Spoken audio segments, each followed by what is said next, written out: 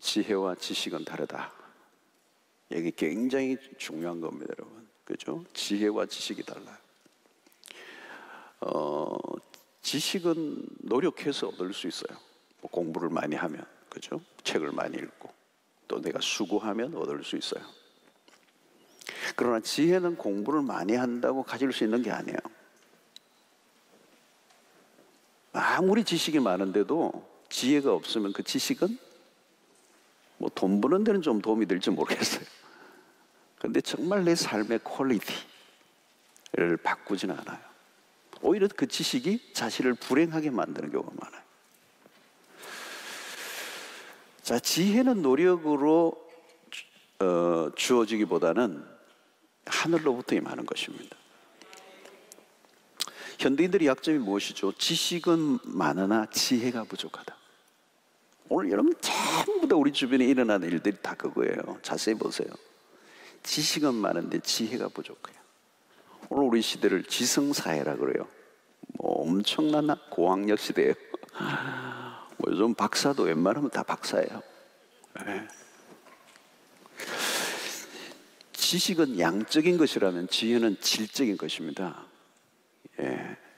지식은 양적인 퀀티티, 그죠? 지혜는 퀄리티. 오늘 요즘 지식이 폭주하는 시대입니다. 지식의 양이 상상을 초월할 정도로 넘쳐요. 이제 AI 혁명이죠, 그죠? AI 혁명 시대, 4차 산업 혁명 시대, 과학 시대 뭐 이러죠. AI 혁명이죠, 그죠? 이게 굉장히 무서운 거예요, 여러분. 이게 지식이 엄청나게 지금 막 상승하고 있는 거. 이세돌하고 바둑하고 게임 할 때는 벌써 옛날. 그때만 해도 뭐 이길 거 지고 이랬는데 지금은 게임이 안 돼요. 그동안 또 엄청난 지식이 쌓였는 거죠. 여러분, 정보가 넘쳐나고 지식은 폭증합니다. 그러나 지혜는 그렇지 않습니다. 지혜는 이전보다 더 후퇴한 것처럼 보여요. 그래서 당장 써먹을 정보는 많아졌지만 인생을 길게 보는 눈이 부족한 것입니다. 부분은 보는데 전체를 보지를 못해요. 파트, 이게 한 부분은 잘 보는데 전체를 보는 눈이 없어요. 객관성이 없어요. 통합적인 것을 보지 못해요. 요즘 여러분 자동차 GPS 덕을 우리가 많이 봅니다, 그죠? 다 차에 핸드폰으로도 다 봅니다. 이거 도움을 많이 보기는 하는데 우리가 이제 길눈이 점점 얻어졌어요. 이거 여기 의존하는 거예요, 저게. 길을 옛날에는 그냥 이렇게 지도 보면서 하니까 다 익혔는데 물건값은 잘 안 하는데 가치를 보는 눈이 없어졌어요. 그래서 가치를 분별할 줄 모르면 심각하죠. 엉뚱한 것에 낭비를 하는 것입니다.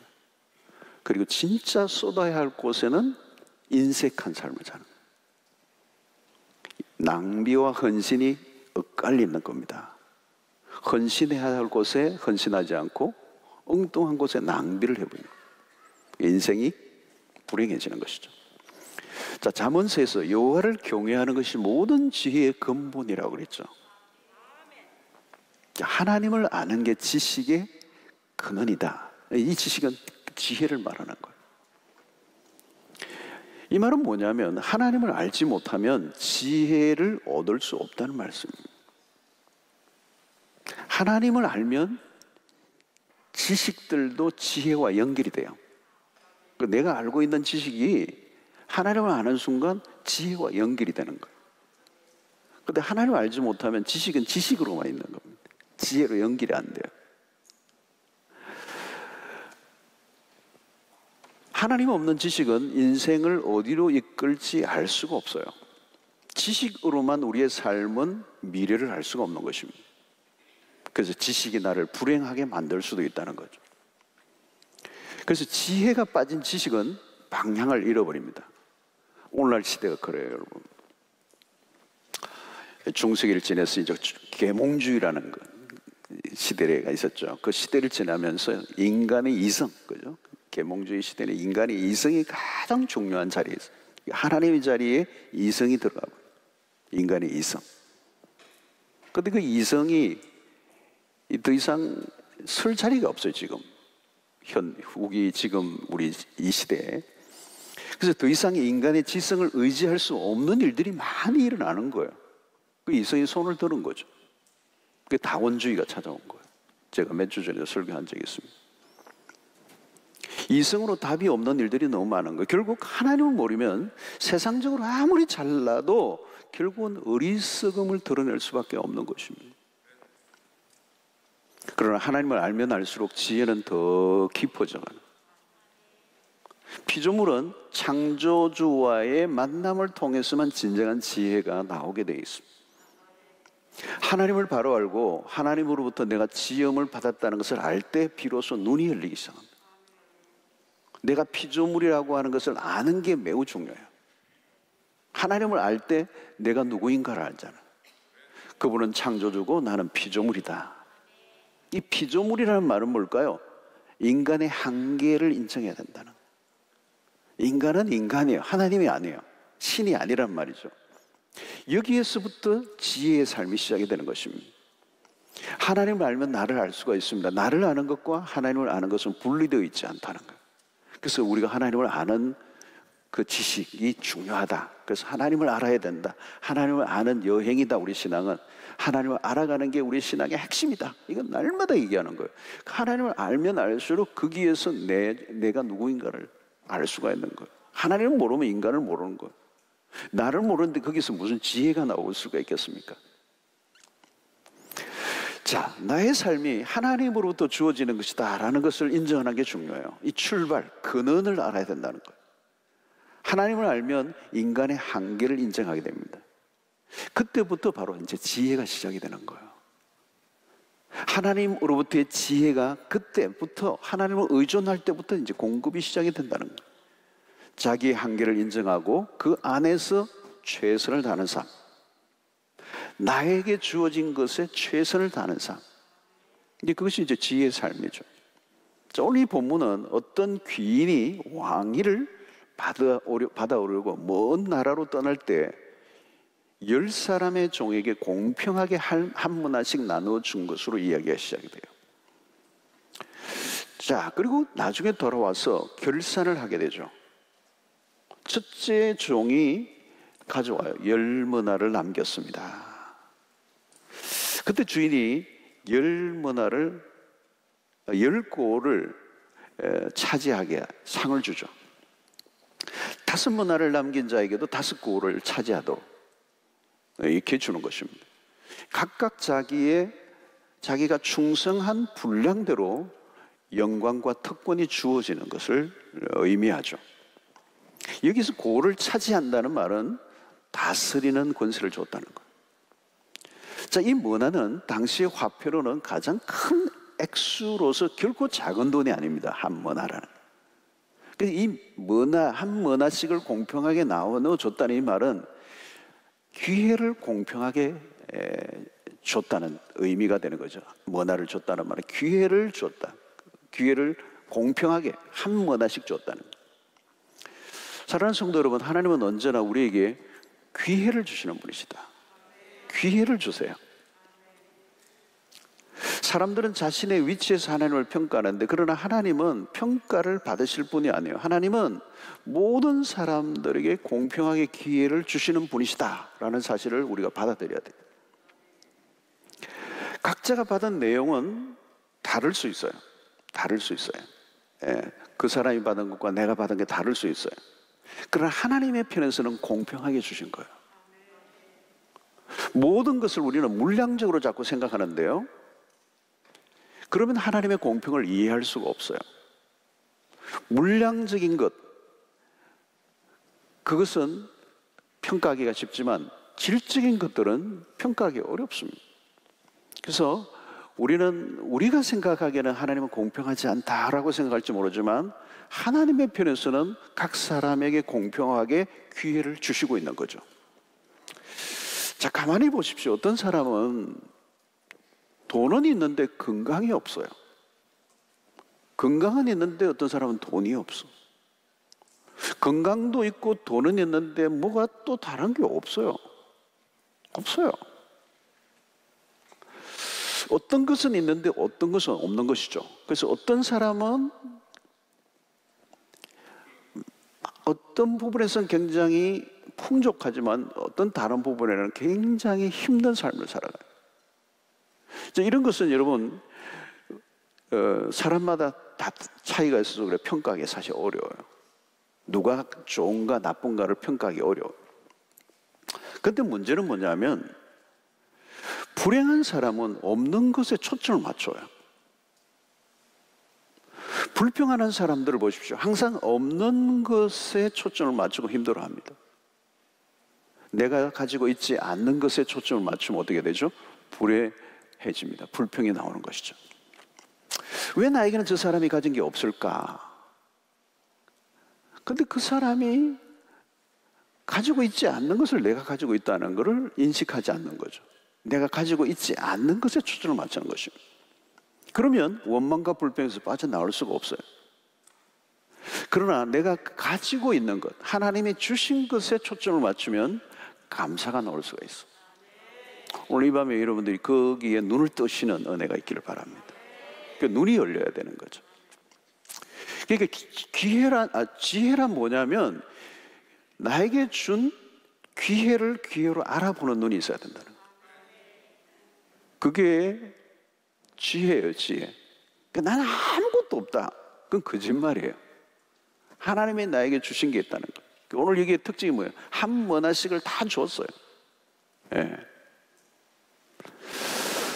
자, 그런데 오늘 한 머나를 그대로 수건으로 싸두었다가 가져온 종이 있어요. 20절에 또 한 사람이 와서 이르되 주인의 보소서 당신의 한 머나가 여기 있나이다. 내가 수건으로 싸두었나이다. 자, 이 사람은 자신에게 주어진 기회를 놓쳤습니다. 자기에게 주어진 기회, 이 한 머나를 받았다는 것은 기회예요. 그런데 그것을 꽁꽁 싸두고 그냥 가져온 거예요. 자신에게 주어진 그 기회를, 그 머나에 대한 가치를 몰랐다는 거예요. 그대로 그냥 가져온 거예요. 근데 나중에 빼앗기죠, 여러분. 여러분, 중요한 것은 뭐냐면 남의 손에 무엇이 있는 게 아니고 남의 손에 그게 10머나가 있든 100머나가 있든 상관없고 중요한 것은 내 손에 쥐어진 하나님이 주신 거예요. 그게 중요하다는 거예요. 내 손에 무엇이 있느냐는 거예요. 남의 것에, 남의 손에 있는 거, 남이 돈을 100억, 1000억을 갖고 있는 거, 그건 상관없어. 나와 상관없어. 나에게 있는 거, 나에게 있는 거.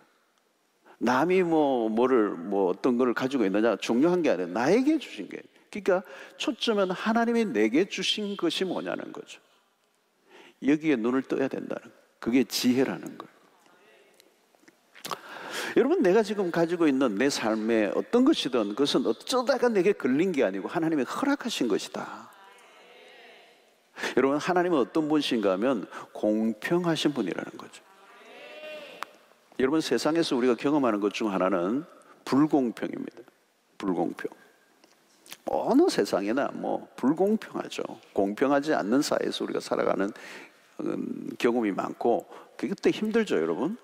그리고 세상은 이 불의가 있고 불법이 있고 거짓이 있고 구조적으로 모순이 있고 그러니까 이 공평하지 않는 걸 경험하고 살아요. 그러나 하나님은 아니라는 거예요. 하나님은 공평하신 분이시다. 그 말의 다른 의미는 하나님은 선하신 분이시다. 자, 이 말 안에는 뭐냐면 오늘 나에게 주어진 것은 결코 작은 것이 아니다. 작은 것이 아니다. 소홀히 대할 수 있는 게 아니라는 거죠. 오늘 나의 삶은 하나님이 허락하신 삶이다. 그래서 이 한 머나에 대한 태도가 중요하다. 한 머나에 대한 태도.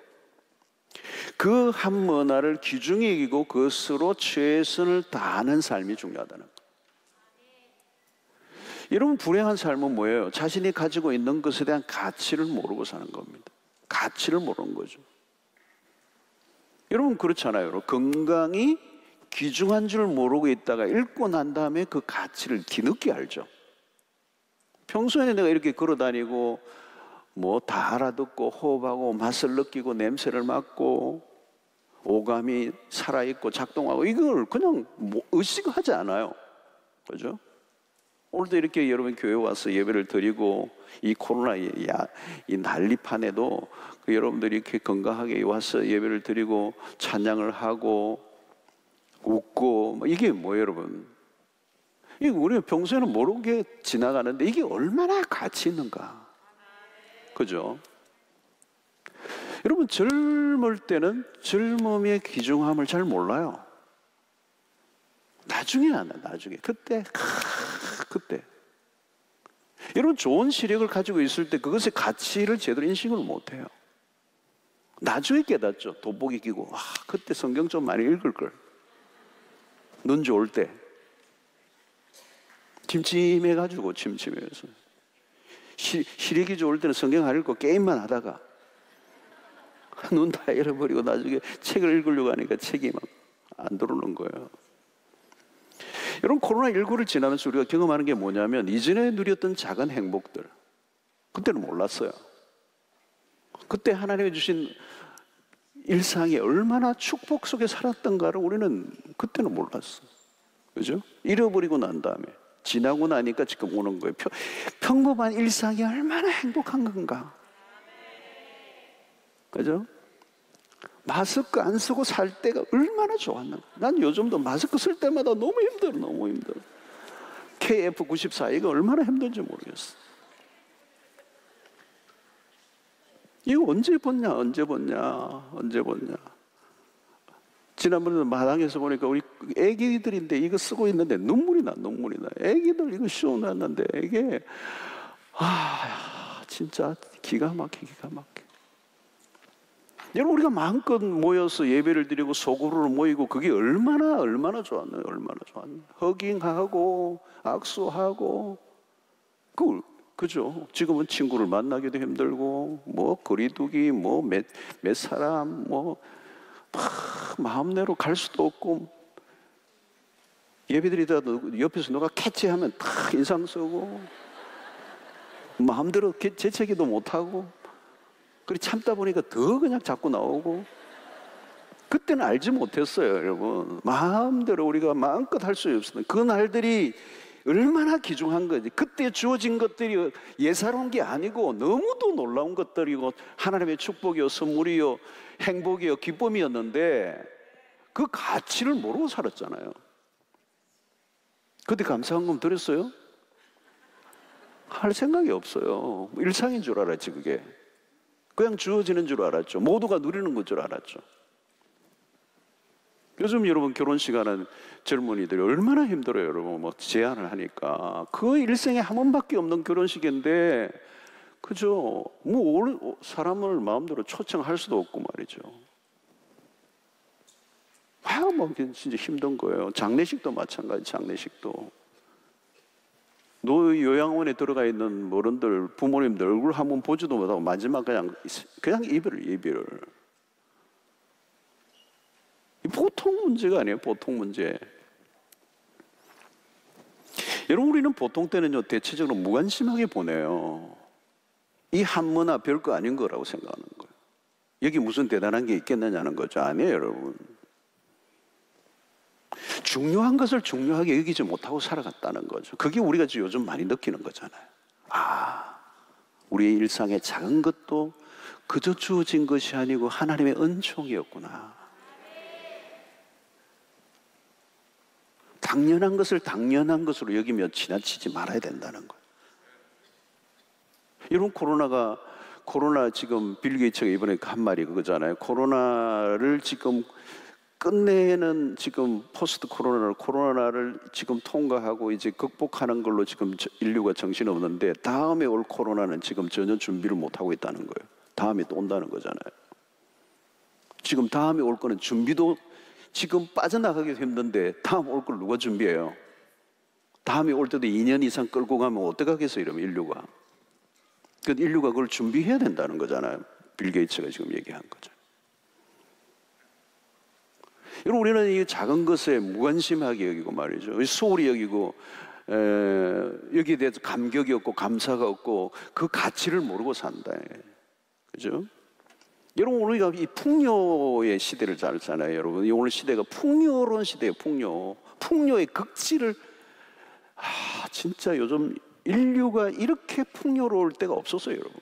물론 아시아에 빈국도 있고 아프리카도 있지만 전체적으로 보면 인류가 이게 어마어마한 풍요 속에 살면서 인간이 자만심이 생기고 모든 게 넘쳐를 때, 그죠? 여기서 우리가 자만에 빠지고,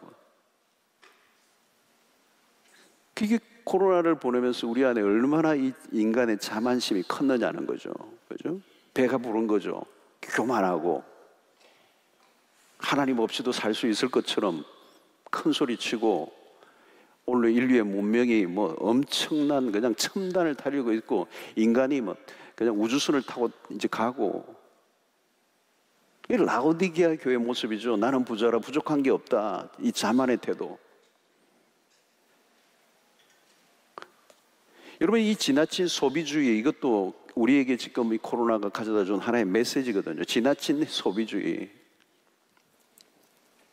하나님의 주신 자원에 대한 파괴, 환경 문제 지금 얼마나 지금 심각한가를 다시 재인식했잖아요, 여러분.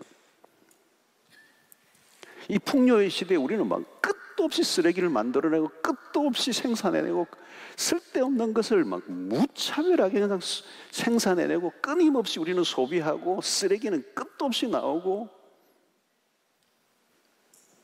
그 지금 여러분 고등학생들이 지금 가장 염려하는 게 지구의 환경이래요. 이슈예요.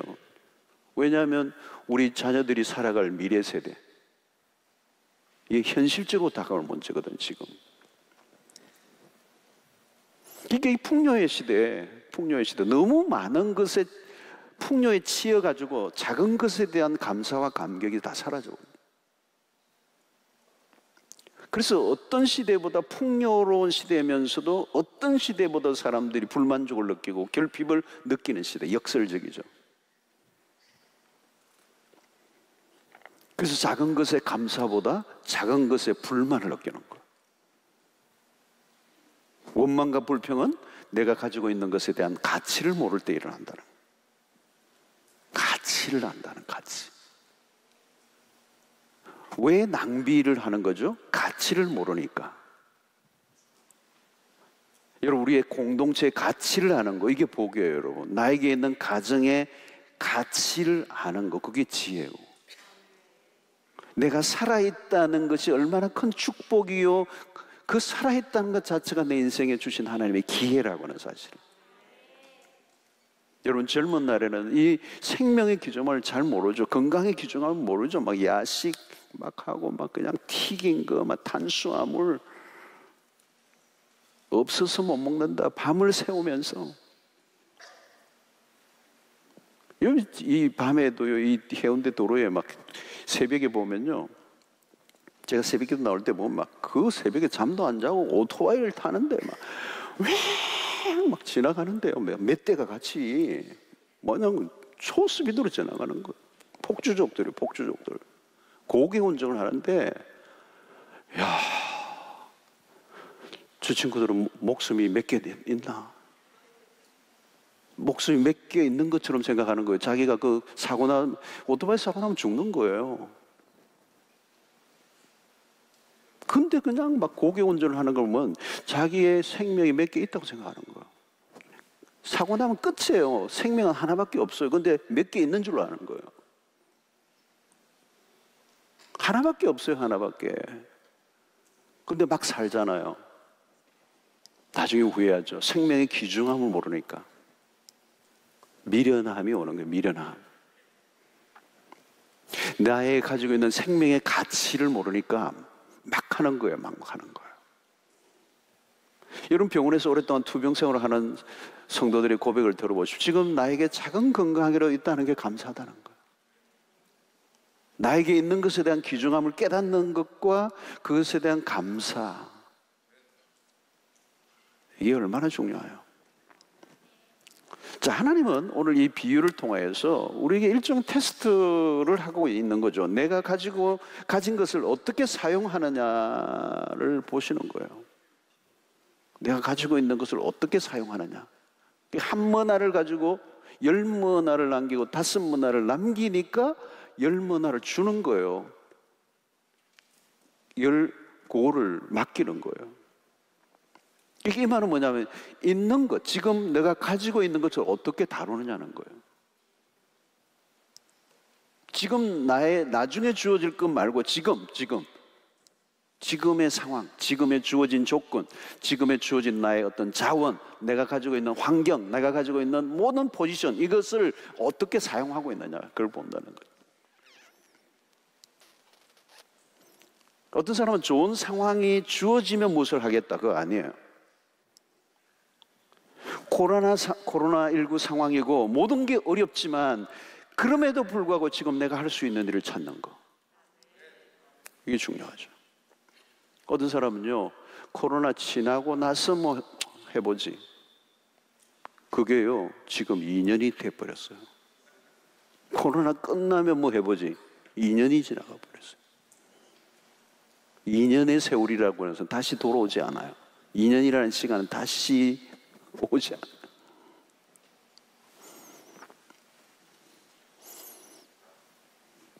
주인이 왔을 때 코로나 상황이기 때문에 내가 그냥 차라리 보자기에 싸두고 있는 게 나을 줄로 알아서 이대로 했습니다, 이런 말하면 될까요? 지금 가진 것으로도 제대로 활용할 줄 모르는데 무엇을 더 맡길 수가 있겠느냐는 거죠. 그래서 오늘 본문을 보면 왕위를 받아가지고 온 사람이 그 왕위를 가지고 충성된 자들에게 나누어 주는 겁니다. 10문화를 남긴 사람에게 10고을을, 5문화를 남겼잖아요. 5고을을 다스리는 권세를 준. 그러니까 1문화로 10문화, 5문화로 남긴 그 사람은 자기가 가진 것을 다스릴 줄 아는 사람들이었다. 가진 것을 관리하는 능력이 있었다. 여기 굉장히 중요한 것은 고을을 맡겼다는 말은 다스리는 권세를 준 거죠. 성도 여러분, 이 다스린다라는 이 말이 굉장히 중요해요. 이 비유에서 우리가 주는 메시지 중에 하나가, 하나님은 인간에게 본래 세상을 다스리는 권세를 주셨죠.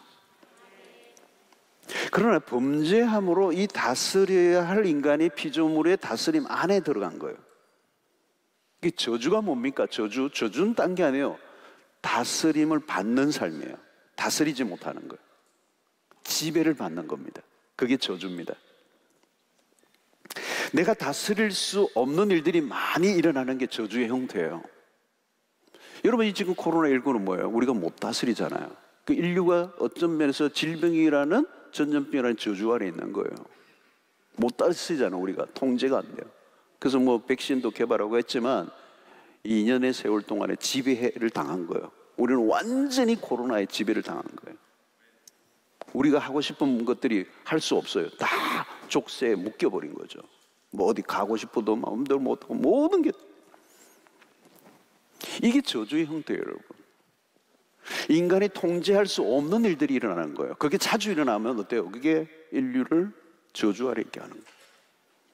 하나님은 본래 인간의 모든 저주 아래, 하나님이 인간을 지으셨을 때는, 죄를 짓기 전에는 모든 것을 인간이 다스리게 하셨어요. 다스림 안에 있었어요. 그런데 죄를 지음으로 이게 뒤집어져 버린 거예요.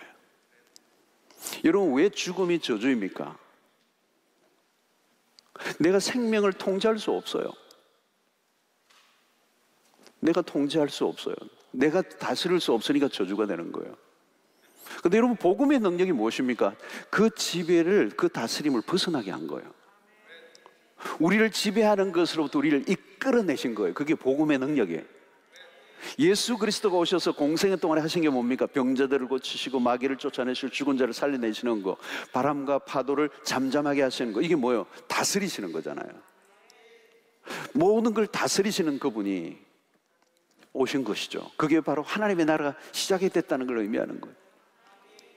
십자가가 무엇입니까? 모든 세상의 저주를 끊어버리고 사망의 권세를 뚫고 승리하신 사건. 그래서 우리가 예수를 믿으면 그 저주의 속박으로부터 벗어난, 저주가 끝이 난다는 것은 더 이상 환경에 굴복을 당하지 않는 삶을 살게 하신다는 거예요. 죽음도 우리의 통제 아래 있게 된 거예요.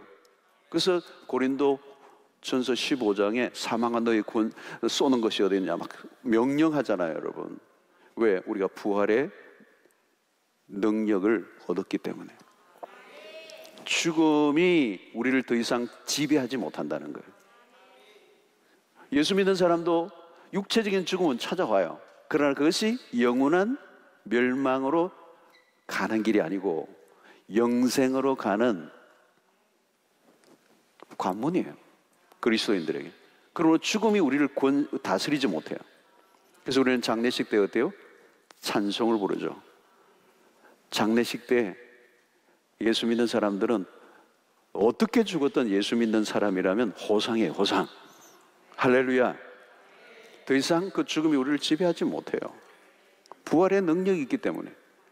바울은 뭐라고 얘기합니까? 빌립보서 4장에서 아무리 어려운 상황이 와도 내게 능력 주시는 자 안에서 내가 모든 것을 할 수 있다, 이 말은 어떤 어려운 환경도 나를 지배할 수 없다는 말이에요.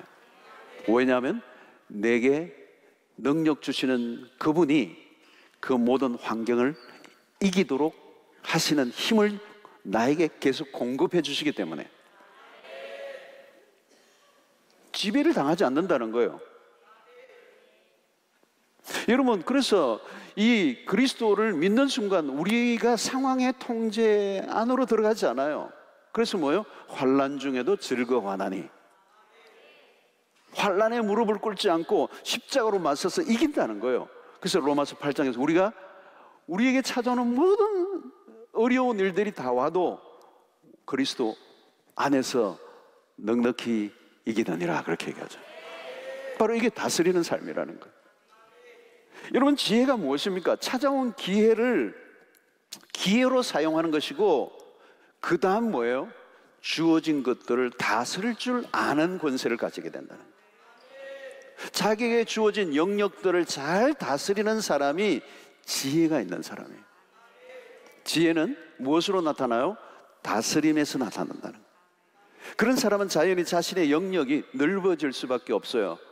다스리는 영역이 넓어질수록 자신의 삶에 하나님의 풍성함을 누리고 사는 것이죠. 자, 여러분, 돈을 보십시오. 돈을 얼마나 다스릴 줄 아느냐, 이게 관건이에요. 여러분, 돈을 얼마나 가지고 있느냐가 아니에요. 여러분, 돈을 얼마나 다스릴 줄 아느냐에 따라서 돈을 소유할 능력을 결정하는 것입니다. 왜 여러분 그에게 복권에 당첨된 사람들이 비극적인 삶으로 끝마칩니까? 복권 사지 마세요. 어떤 분은 복권 사가지고 막 기도를 막 하는데 반은 건축 헌금으로 드리겠습니다. 내가 다 먹겠다는 거 아닙니다. 하나님 당첨만 하게 해주시면 내가 반은 드리겠다니까요. 여러분, 최근에도 그 한번 뉴스에 났어요. 여러분, 어떤 여자분인데 자기가 그에게 로또 외국분인데 당첨됐는데 그 인생이 완전히 비극으로 끝났어요. 여러분, 한꺼번에 주어진 돈은 왜 그렇게 비극으로 끝나요? 그 돈을 다스릴 권세가 없어요. 그 다스릴 지혜가 없어요. 지혜가 없는데 많은 걸 가지면 불행이 된다는 거예요. 그러니까 많은 사람들이 사업에 일시적으로 성공하고 돈을 벌었는데 그게 그 인생을 불행의 덫으로 빠지게 돼요.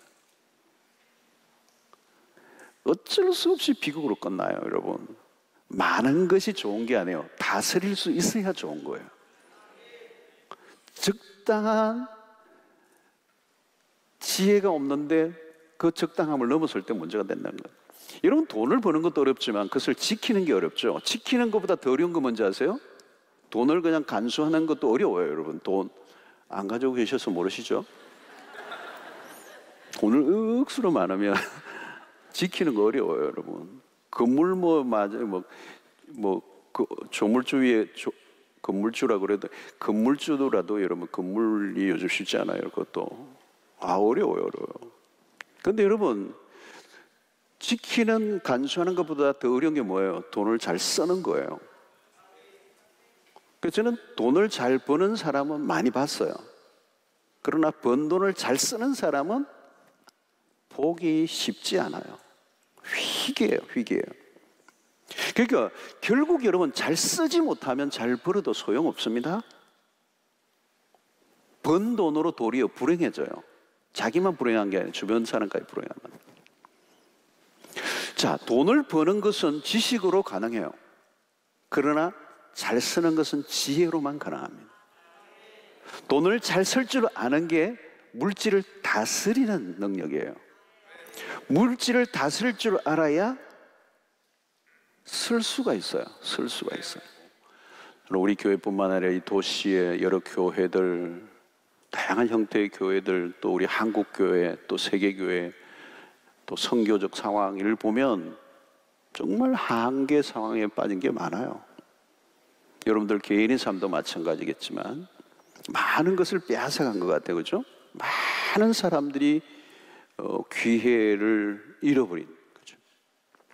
멈추게 해버리고 할 수 있는 게 없어 보이는, 그게 현실이죠, 사실은. 그러려면 모든 게 다 사라진 것은 아니에요. 지금 이 순간 우리가 사라진 것, 할 수 없는 것, 빼앗긴 것, 상실, 이런 어떤 한계 상황만 계속 들여다보면 답이 없어요. 그러나 이 순간에도 하나님께서 우리에게 허락하신 것들이 있다는 거예요. 어려운 상황에만 눈을 고정하면 길이 없어요. 원망과 불평밖에 안 나요. 이스라엘 백성들이 오늘 우리의 본문에도 마찬가지, 큐티 본문에도 마찬가지, 원망이 시작이 되죠. 이스라엘 백성들이 40년 동안 가는데 얼마나 원망을 해요. 근데 사실 여러분 다르게 들어보면 그 이스라엘 백성들이 그 어느 때보다도 하나님을 가까이 경험할 때였잖아요. 그냥 만나고 메추라에 떨어지고 홍해가 갈라지고 마라의 썬물이 단물로 바뀌고 드라마틱한 역사들이 일어나잖아요. 하나님이 사라지셨어요. 하나님이 그 백성들을 등에 업고 가시겠다고 하시는데, 광야의 길을 지나도 발이 부르트지 않게 하시겠다는데, 광야의 길을 내시고 사막에 강을 내시겠다고 그러시는데, 광야에서도 그들을 먹이 살리잖아요. 안 죽잖아요.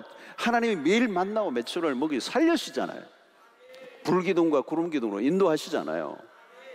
그 어려운 상황만 보니까 그 잘난 애굽에서 그 종살이 할 때 그대로 돌아가겠다고 그러고, 그게 여러분 원망과 불평은요 낭비예요. 낭비. 백해무익. 여러분 이 코로나 시국에 어렵지만 여러분 입술에서 원망과 불평하는 말이 떠나기를 바랍니다.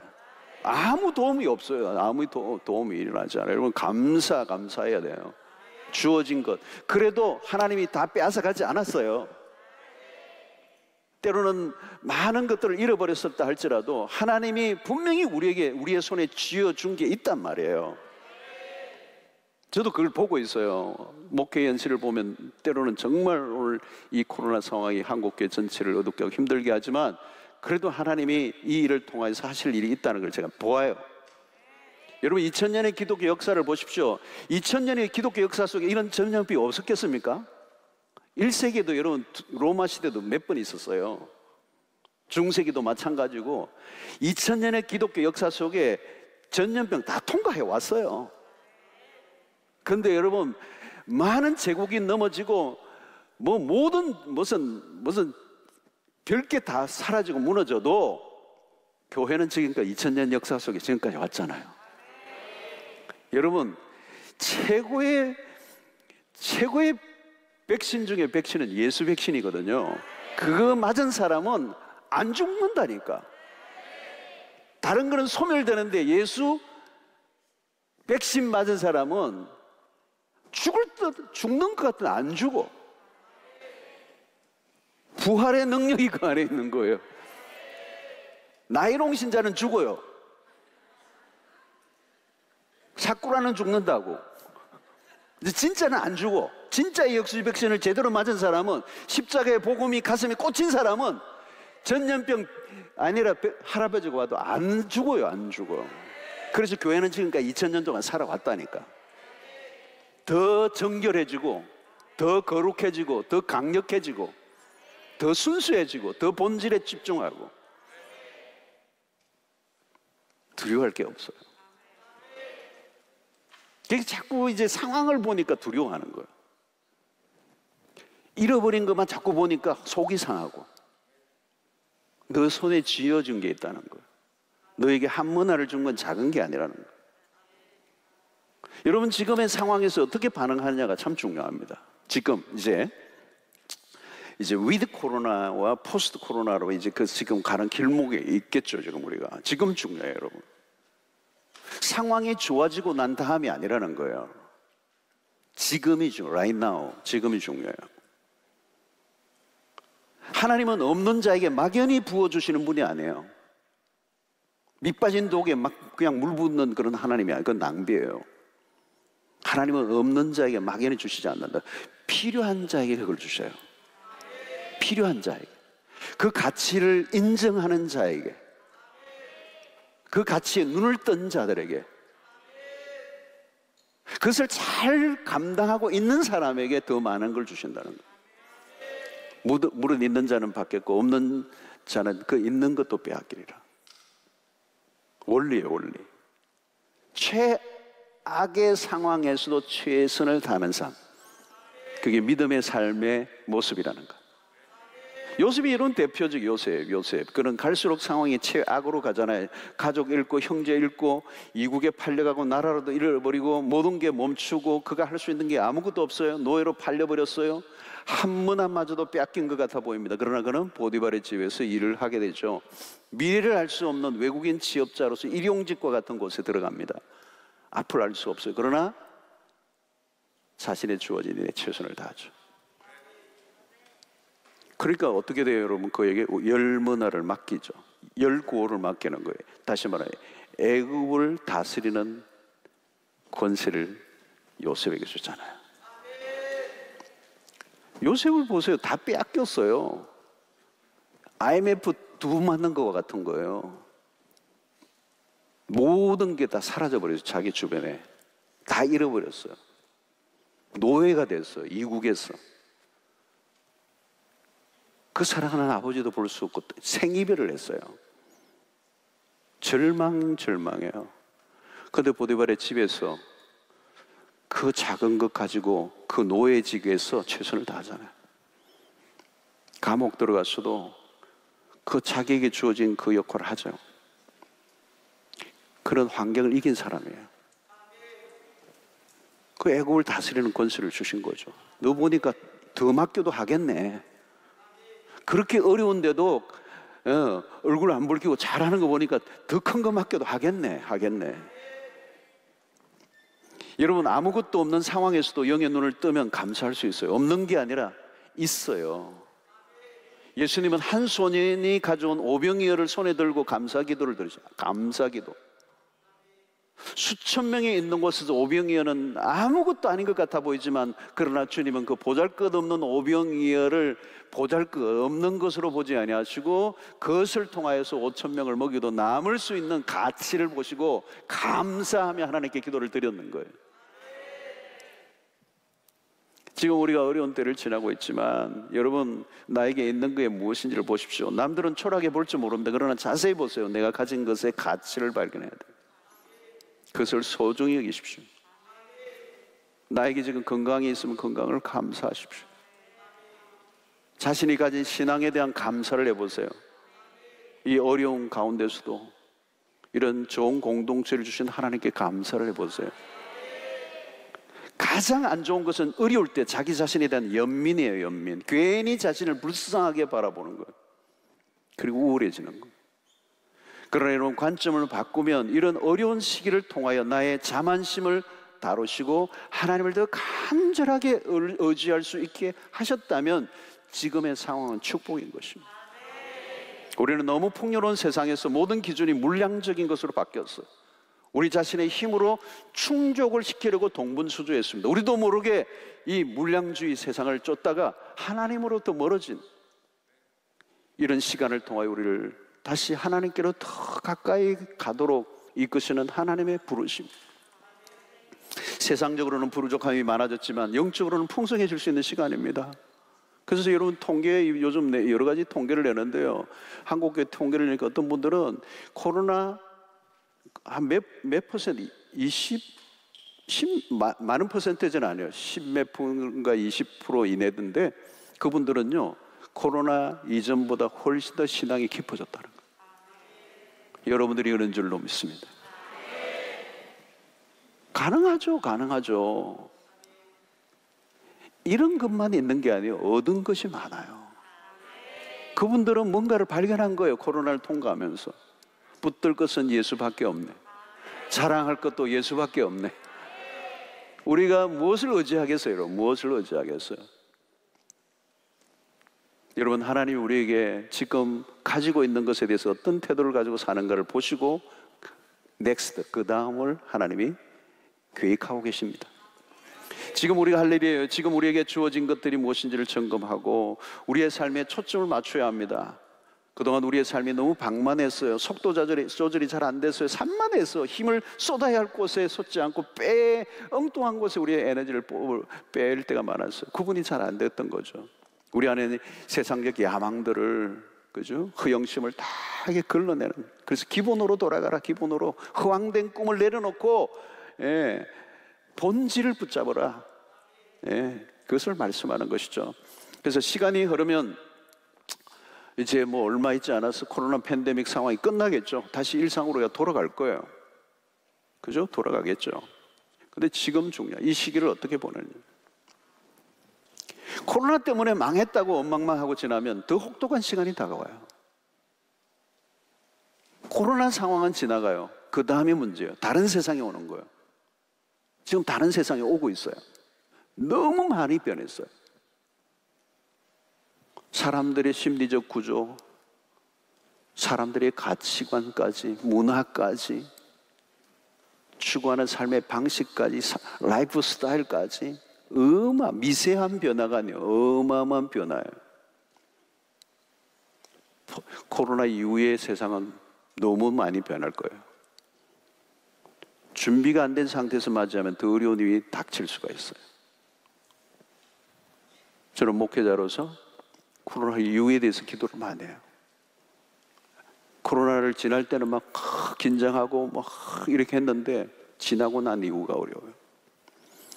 코로나보다 포스트 코로나가 더 어렵다고 전문가들도 얘기를 해요. 그러므로 여러분, 코로나로 인하여 잃어버린 것에 대해 주목하기보다 얻은 것이 무엇인가를 찾아내셔야 돼요. 이전에 지나쳤던 것들에 대한 가치의 재발견이에요. 코로나 팬데믹을 보내면서 가치에 대한 재인식이 일어나야 돼요. 이전에는 그냥 지나쳤는데 코로나를 지나면서 새롭게 발견한 게 뭐냐. 이전에 못 봤던 게 있어요. 우리의 삶의 중요한 영역들. 예배는 어떻어요? 예배를 재발견하는 거예요. 내가 그동안 제대로 예배를 드렸었던가? 교회 못 오니까 많은 성도들이요, 너무너무 당황하는 거예요. 교회 안에서 예배를 드리는 게 맞아요. 근데 우리는 한 공간에서 예배를 못 드리니까 그냥 패닉이 온 거예요. 우리의 일상에서, 우리의 삶의 자리에서 하나님을 예배하는 법을 제대로 배운 적이 없어요.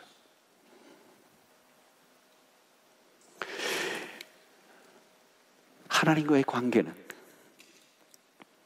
어땠나요? 가정은요? 우리의 교회 공동체는 우리에게 질문을 하게 하는 거예요. 본질로 돌아가는 거예요. 껍데기 말고요. 형식 말고요. 여러분, 우리가 좀 더 심플해져야 돼요. 단순해져야 돼요. 우리가 그동안 너무 정신없이 살았어요. 한국 사회는요, 뭐가 붕붕 떠 있는 사회 같아요. 정신이 없어요. 여러분, 복음이 주는 힘이 뭐냐면 우리의 삶을 심플하게 만들어요. 복잡하지 않아요. 관역을 집중하는 거예요.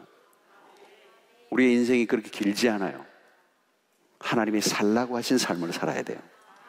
내가 원하는 삶이 아니고, 내가 가고 싶은 길이 아니고 하나님의 계획을 따라가야 돼요. 그분의 뜻을 쫓아야 돼요. 우리 안에 허영이 너무 많은 거죠. 너무 많은 걸 쫓는 거죠. 너무 많은 걸 추구하려고 하고 얻으려고 하는 것입니다. 그리고 비본질적인 것은 우리의 인생을 낭비한 것입니다. 본질로 돌아가는 거예요. 하나님이 살라고 하신 삶에 정조준을 하라. 사명을 다시 붙들으라고 말씀하시는 거예요. 하나님의 관점을 가지면 우리의 삶의 절대 가치에 눈을 뜨게 돼요. 한 영혼의 가치를 눈을 뜨는 거죠. 여러분, 마리아가 옥합을 깨뜨릴 때 그는 예수님의 절대 가치를 본 거죠. 그 절대 가치 앞에 자기 귀중한 것을 얼마든지 깨뜨려 버릴 수 있는 거죠.